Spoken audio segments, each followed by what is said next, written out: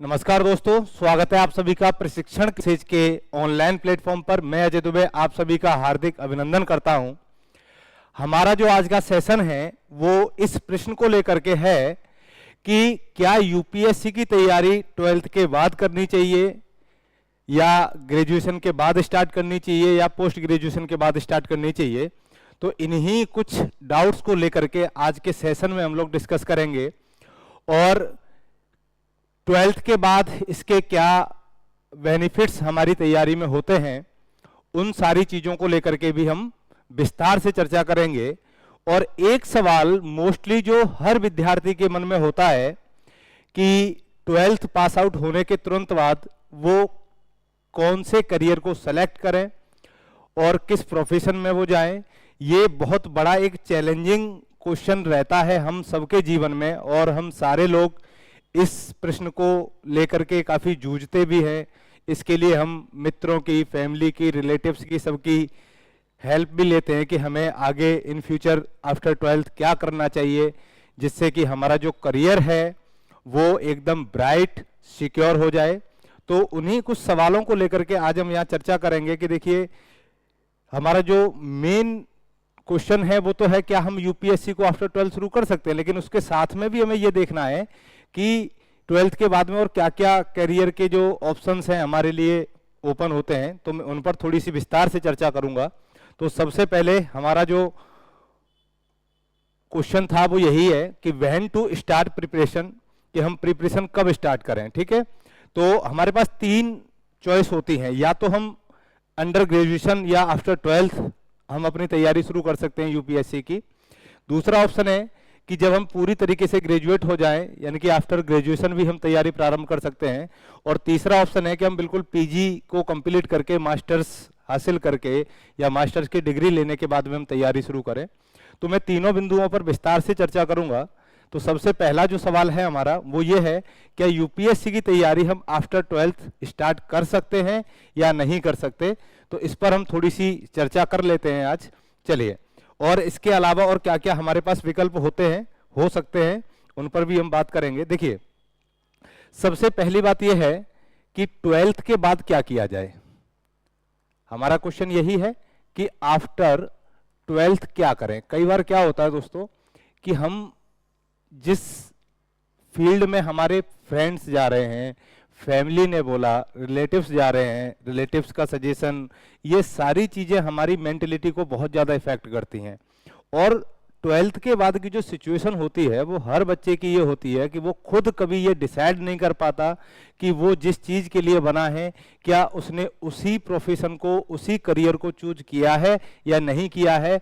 उसके लिए हम जिंदगी भर उस डाउट में रहते हैं कि जो मेरी यूनिकनेस है, जो मेरी क्वालिटी है, जिन चीज़ों में मैं आगे बढ़ सकता हूं, क्या मैं उसी फील्ड में हूं या मैं उस फील्ड से कहीं दूर ट्रैक पर जा रहा हूं।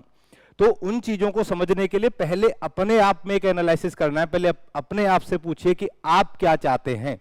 जब तक आप खुद से सवाल नहीं करेंगे कि आप क्या चाहते हैं, दुनिया के सजेशंस लेके आप क्या हो जाएंगे, उससे भ्रमित ही होंगे।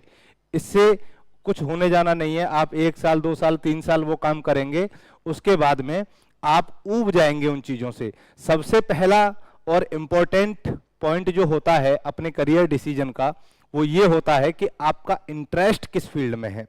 आप जिस इंटरेस्ट को लेकर के आगे बढ़ते हैं ना, और जब भी आप कोई काम करते हैं, कोई करियर में आप कोई वर्क प्लेस पर जो भी काम करते हैं, जब तक आपकी रुचि उसमें नहीं दिखेगी तब तक आप अपना 100% उस फील्ड में नहीं दे पाएंगे।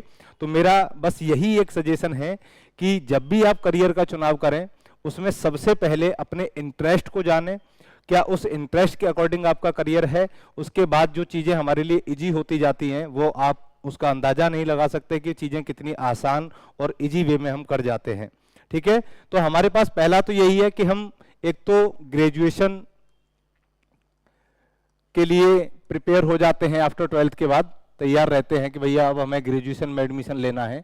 तो ग्रेजुएशन में भी हमारे पास बहुत सारे विकल्प होते हैं क्योंकि हर स्टूडेंट की स्ट्रीम 12th तक अलग अलग होती है। कुछ स्टूडेंट आपको ऐसे मिलेंगे जिनका स्ट्रीम जो है वो साइंस रहेगा, यानी कि साइंस स्ट्रीम वाले होंगे। इसके अलावा कुछ आपको कॉमर्स स्ट्रीम के स्टूडेंट्स मिलेंगे।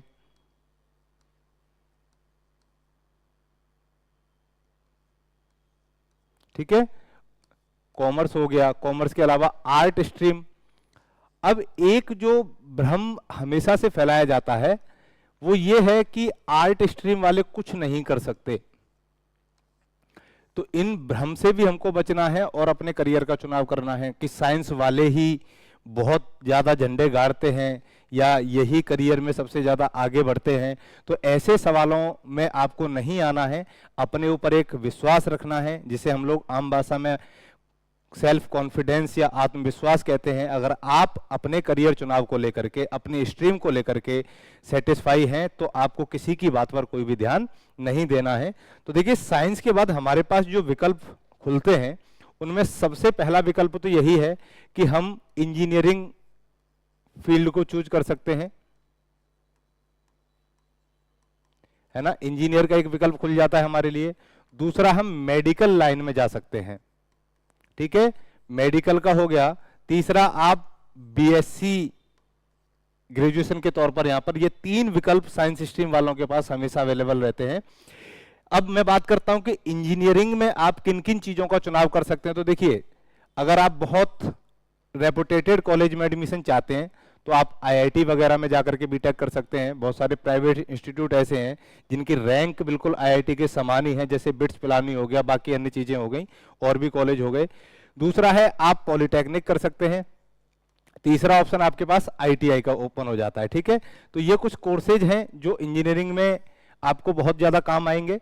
एक है मेडिकल लाइन, तो जिनका स्ट्रीम बायो होता है वो मेडिकल लाइन को चूज करते हैं, और मेडिकल लाइन में लगभग बहुत सारे विद्यार्थियों का एक सपना होता है कि वो एमबीबीएस करें, और इंडिया में जो सीपीएमटी का पेपर होता है वो फाइट करने के बाद ही आप एमबीबीएस में अपीयर हो सकते हैं। दूसरा, एमबीबीएस के बाद बीएएमएस का एक ऑप्शन है हमारे पास, हम बीएएमएस भी, इसके अलावा बीएचएमएस, बीडीएस के अलावा फार्मा, जिसे हम बी फार्मा, डी फार्मा भी बोलते हैं, तो बी फार्मा का एक ऑप्शन हमारे पास अवेलेबल हो जाता है यहां पर। इसके अलावा नर्सिंग के लिए भी आप करियर सेलेक्ट कर सकते हैं। तो ये सारे के सारे जितने भी विकल्प हैं ना दोस्तों, ये आप चूज कर सकते हैं। अगर आप साइंस में इंटरेस्ट रखते हैं, साइंस में यानी कि आप बेसिक साइंस को समझने के लिए बहुत ज्यादा इंटरेस्टेड हैं, तब आपको बीएससी करना चाहिए।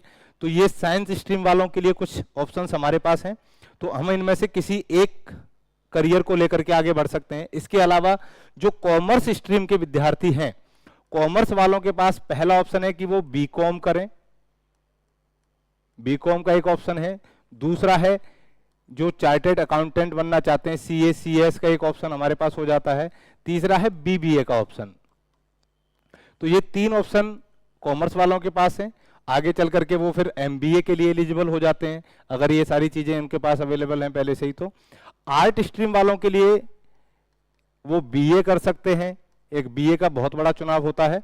बीए के अलावा वो मास कम्युनिकेशन, जर्नलिज्म, ठीक है, इन चीजों में भी अपना करियर ढूंढ सकते हैं।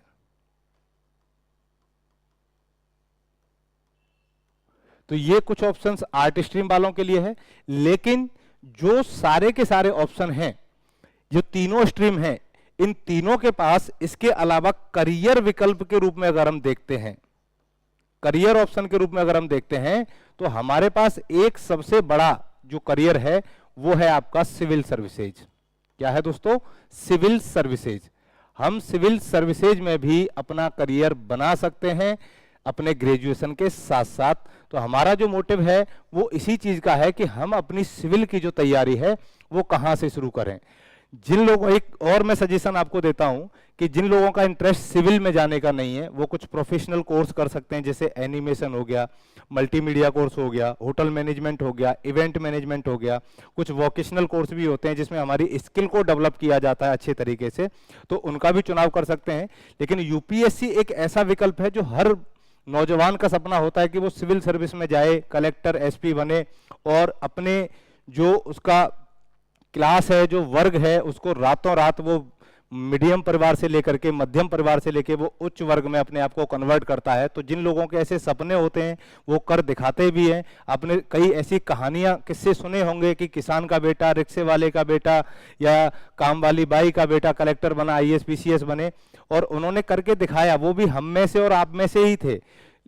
अंतर सिर्फ उतना है कि उन्होंने अपना इंटरेस्ट उस क्षेत्र में खोजा और वो खोजने के बाद में एक सही मार्ग पर वो आगे बढ़े, और आगे बढ़ने के बाद वो कभी पीछे मुड़ के नहीं देखे। बस यही आपको एक सपना देखना है। तो हम अब आगे बढ़ते हैं कि हम आफ्टर 12th जो तैयारी करते हैं वो तैयारी के कितने फायदे हमारे लिए हो सकते हैं। जो लोग ग्रेजुएशन के बाद में या पीजी के बाद में तैयारी करते हैं वो किन किन चीज़ों से पीछे छूट जाते हैं, उनका एक मैं पूरा का पूरा एक फिनोमिना, एक चार्ट टाइप में मैं आपको बताऊंगा यहाँ पर कि किसके क्या फायदे हैं। देखिए, हमारे पास 2 सवाल थे। तो आफ्टर 12th हमारा मेन फोकस है ग्रेजुएशन। ये बिल्कुल एक आइडियल, एक आदर्श समय जो है वो माना जाता है कि आप ग्रेजुएशन के बाद तैयारी शुरू करें। ठीक है, तो ग्रेजुएशन के बाद का जो समय है ना, इसको हम आइडियल टाइम मान सकते हैं, एक आदर्श समय मानते हैं कि इस समय तक हमारी जो बेसिक अंडरस्टैंडिंग है वो डेवलप हो जाती है। चीज़ों को ऑब्जर्व करने की क्षमता, हमारी इमेजिनेशन पावर जो है, ऑब्जर्वेशन पावर जो है, ये सारी चीज़ें एक एज तक जाकर के क्या हो जाती हैं, डेवलप हो जाती हैं, जिससे हम चीज़ों को कनेक्ट कर पाते हैं। और कनेक्ट करते हैं तो ये चीज़ें हमारी कनेक्टिविटी वाली जो होती हैं वो मेंस के आंसर राइटिंग में, इंटरव्यू में, आपके पर्सनैलिटी जो डेवलपमेंट का जो टेस्ट होता है, इंटरव्यू, मॉक इंटरव्यू, इन सारी चीज़ों में हम क्या कर सकते हैं, इसके बाद में हमारी जो अंडरस्टैंडिंग है वो उसको वहां पर हम लोग अप्लाई करते हैं, उसका फायदा हमको वहां पर देखने को मिलता है। लेकिन जो बहुत सीरियस कैंडिडेट होते हैं, अपना समय बर्बाद नहीं करना चाहते और अपने समय का सही से सदुपयोग करना चाहते हैं, वो 12th के बाद तैयारी शुरू कर सकते हैं। पीजी, आफ्टर पीजी काफी लेट हो जाता है। देखिए, अगर आपने सिविल सर्विसेज का सपना देखा है तो आपको बहुत पहले ही सचेत होना होगा, बहुत पहले ही जागना होगा। पोस्ट ग्रेजुएशन के बाद एक तो आपकी एज भी ठीक ठाक हो जाती है और उसके बाद में आपके पास बहुत कम समय रहता है और ये प्रेशर माइंड पे बन जाता है कि नहीं, मुझे 1 या 2 साल में ही यूपीएससी क्वालिफाई करना है और अपना नाम रोशन करना है। तो उस प्रेशर से बचने के लिए कई बार क्या होता है कि तैयारी के दौरान, करियर के दौरान बहुत सारे प्रेशर ऐसे आपके ऊपर आएंगे जिनको आप कई बार झेल भी नहीं पाओगे। झेल भी लोगे तो बहुत ज़्यादा आपके टाइम को, आपकी पढ़ाई को लेकर के वो चुनौती खड़ी करेंगे आपके सामने। तो उन चुनौतियों से बचना है तो हम क्यों ना अपने समय को बचाते हुए सही समय पर अपनी तैयारी प्रारंभ करें। तो 12th के बाद में आप तैयारी शुरू करते हैं तो उसके देखिए क्या क्या फायदे हैं, मैं बताता हूं यहां पर आपके फायदे। देखिए, आफ्टर 12th अगर आपकी प्रिपरेशन स्टार्ट होती है तो आपको क्या क्या फायदा उसका मिलेगा। ये तीनों स्ट्रीम वालों के लिए है, चाहे वो साइंस स्ट्रीम का हो, चाहे वो कॉमर्स स्ट्रीम का हो या आर्ट्स वाला हो। देखो, आफ्टर 12th क्या होता है, एक तो हमारे पास ठीक ठाक समय होता है। तो जब तक हमारी ग्रेजुएशन कंप्लीट होती है,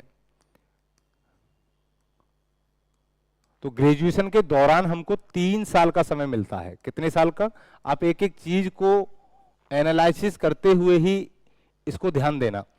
3 साल का समय किसी भी एस्पिरेंट के लिए, किसी भी विद्यार्थी के लिए कम समय नहीं होता है तैयारी के लिए। अगर 3 साल आप बेहतर तरीके से सीरियस कैंडिडेट के तौर पर अगर आप प्रिपरेशन स्टार्ट करते हैं तो आपका सिलेक्शन फर्स्ट अटेम्प्ट में कोई नहीं रोक पाएगा, ये मैं दावे से कह सकता हूं। बस शर्त इतनी है कि आपने वो तैयारी डेडिकेटेड होके रेगुलरिटी के साथ की हो। दूसरी चीज, अब इन 3 सालों में हमको करना क्या है, इसका यूटिलाइज कैसे करना है अपने लिए। तो देखो, 3 सालों में क्या होता है कि सबसे पहले आपको अपनी बेसिक अंडरस्टैंडिंग में, यहां पर पॉइंट लिख देता हूं कि बेसिक अंडरस्टैंडिंग को डेवलप करने के लिए या अपनी बेसिक नॉलेज को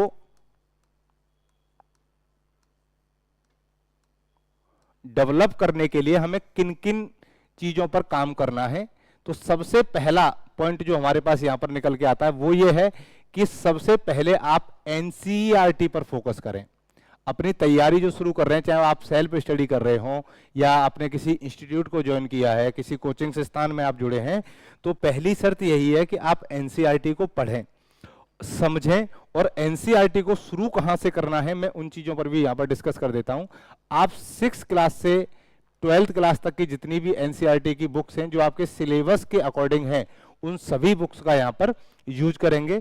फॉर एग्जांपल, जैसे आपको हिस्ट्री अगर पढ़ना है तो आप 6th क्लास की हिस्ट्री उठाइए, और जितनी भी total 6th 7th 8th 9th 10th 11th 12th में जितनी भी बुक्स हिस्ट्री की हैं वो सारी की सारी बुक्स आप पढ़िए। उससे देखिए कि आपकी हिस्ट्री में जो पकड़ है ना वो बाकी के कैंडिडेट की तुलना में बहुत मजबूत पकड़ बन जाएगी। दूसरा, पॉलिटिकल साइंस, पॉलिटी। तीसरा, जियोग्राफी। चौथा है आपका इकोनॉमिक्स।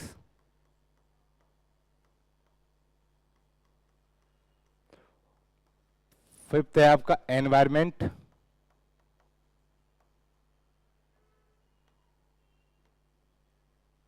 उसके बाद है आपका साइंस।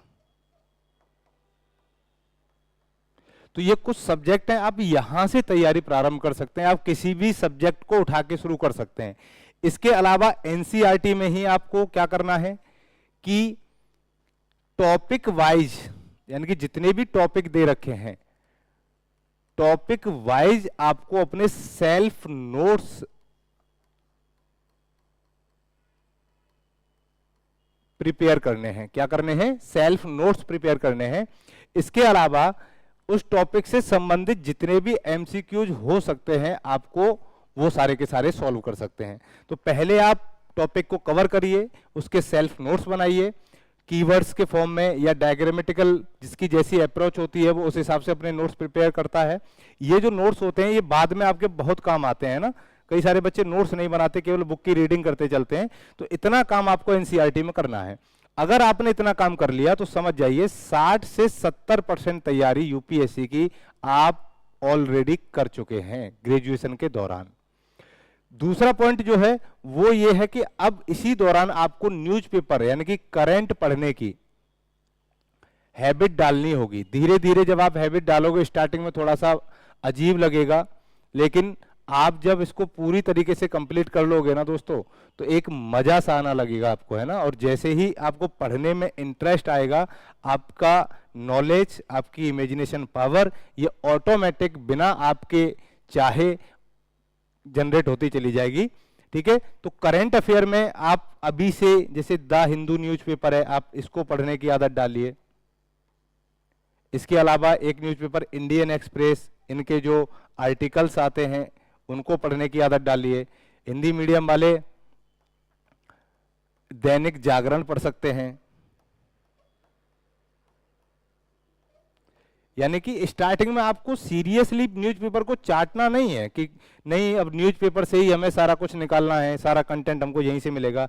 बस एक हैबिट डेवलप करनी है, और जैसे ही आपकी ये हैबिट डेवलप होगी, आपकी करंट पर धीरे धीरे जो पकड़ है वो मजबूत होती चली जाएगी। ठीक है, इतनी सी बात आपको समझ में आ गई होगी। इसके अलावा आंसर राइटिंग पर अभी से आप प्रैक्टिस कर सकते हैं। आंसर राइटिंग का मीन्स ये है कि आप प्रीवियस ईयर परीक्षाओं में जो प्रश्न आए हैं उन प्रश्नों को देखते हुए उन पर लिखने का प्रयास करिए। देखिए, आंसर राइटिंग एक ऐसी स्किल है जो एक दिन में विकसित नहीं होती है। इसके लिए हमें बहुत ज्यादा समय भी देना पड़ेगा, लिखना भी पड़ेगा, प्रैक्टिस भी करनी पड़ेगी। ठीक है, तो काफी कॉपियां भरनी भी पड़ेंगी। जिस दिन आप पहला सवाल लिखेंगे और आखिरी क्वेश्चन लिखेंगे, उन दोनों के क्वेश्चन में आप अंतर तभी समझ पाएंगे जब आप दोनों के बीच में जो आपने समय दिया है, जितने आंसर्स आपने लिखे हैं, जितना आपने पेन चलाया है, आपको लगेगा कि मेरा पहला आंसर मेरा है ही नहीं या मेरा अंतिम आंसर मेरा है ही नहीं। इतना अंतर आ जाता है आंसर राइटिंग की प्रैक्टिस से।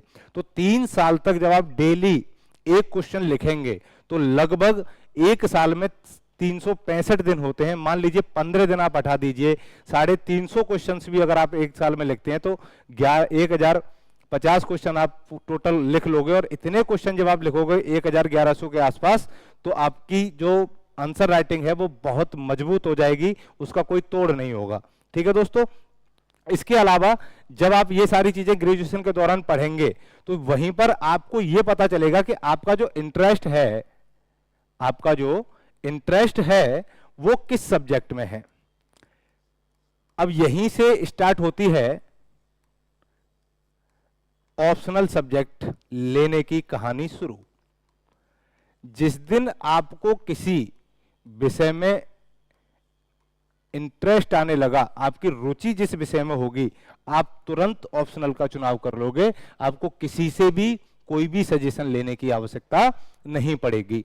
क्या ये चीजें आपको समझ में आ गई? लेकिन ये तभी आपका हो पाएगा जब आप इतना बेसिक क्लियर करोगे, क्योंकि यूपीएससी में एक फॉर्मूला काम करता है जिसे मैं पर्सनली CCC फॉर्मूले के नाम से बोलता हूं। इसमें क्या होता है कि सबसे पहले हर स्टूडेंट का कॉन्सेप्ट क्लियर होना चाहिए, उसके बाद कॉन्सेप्ट जब क्लियर होगा तो कनेक्टिविटी चीजों के साथ में उसकी होनी चाहिए, और तीसरा है आपका कंसोलिडेशन। टीचर की जो भूमिका होती है मैं आपको बता देता हूं, वो कॉन्सेप्ट में 100% टीचर की पूरी भूमिका रहती है।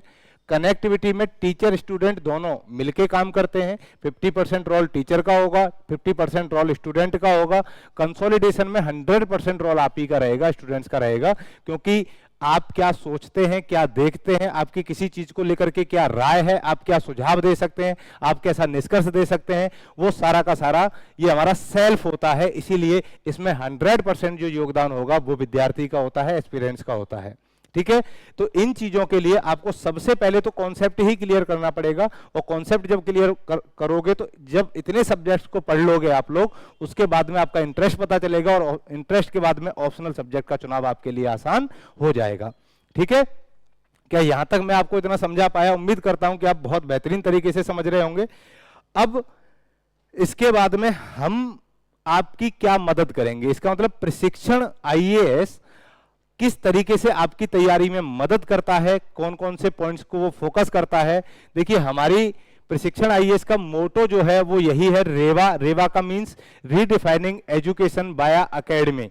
इसका मींस होता है, देखिए आज मार्केट में हमारे पास बहुत सारा कंटेंट अवेलेबल है, बहुत सारी पब्लिकेशंस की बुक्स हैं, बहुत सारे नोट्स हैं। अब हमें ये देखना है कि क्या वो सारी चीजें हमारे लिए यूटिलाइज हैं या नहीं है।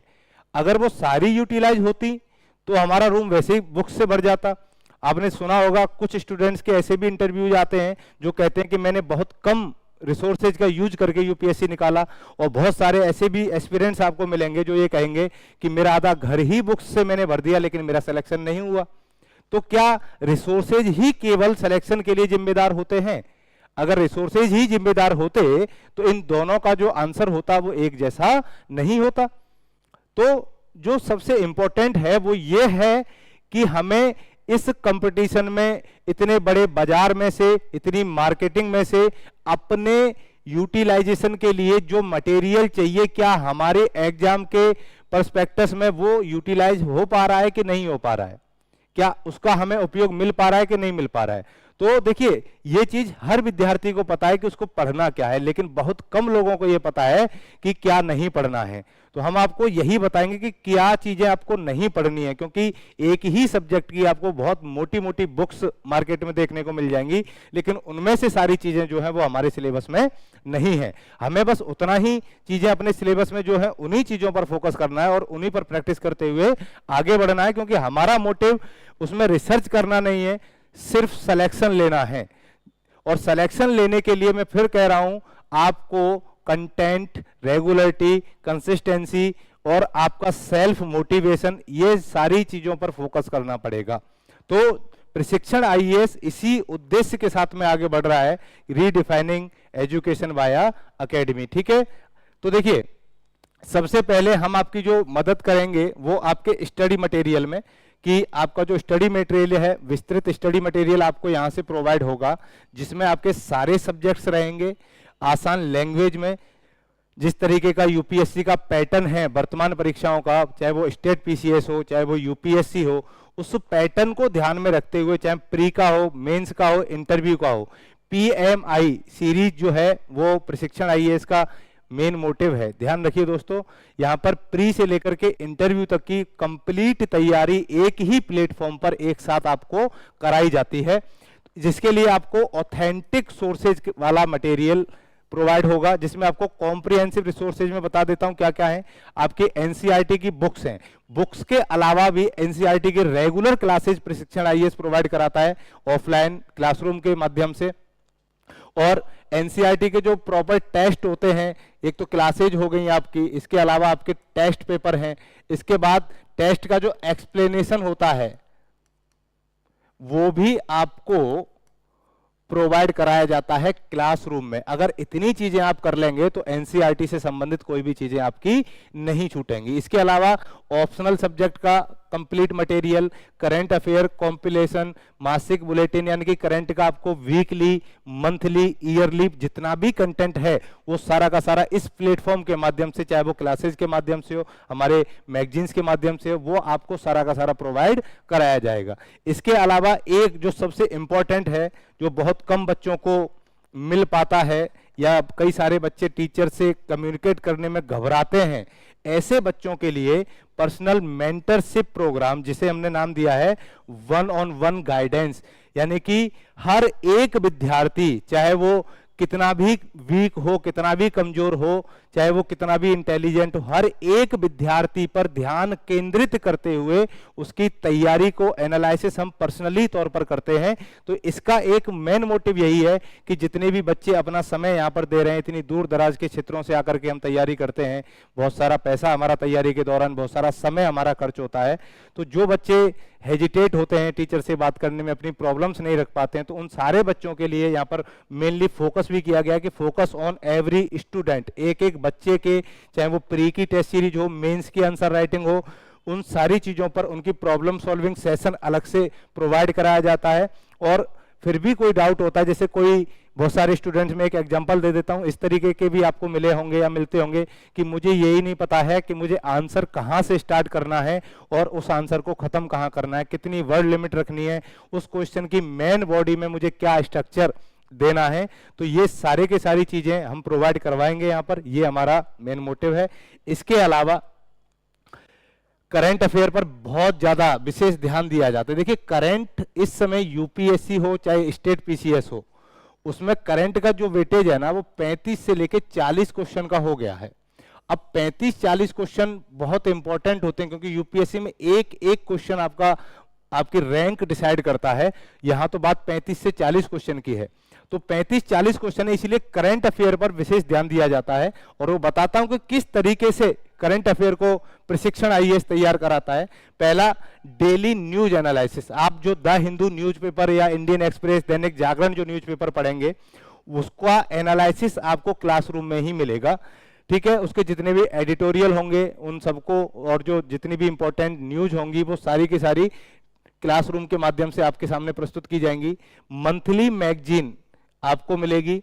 ठीक है, इसके अलावा जो भी कुछ पॉइंट्स ऐसे होते हैं जो छूट जाते हैं क्लासरूम में, तो वो भी आपके न छूटें, इसलिए मंथली मैगजीन भी।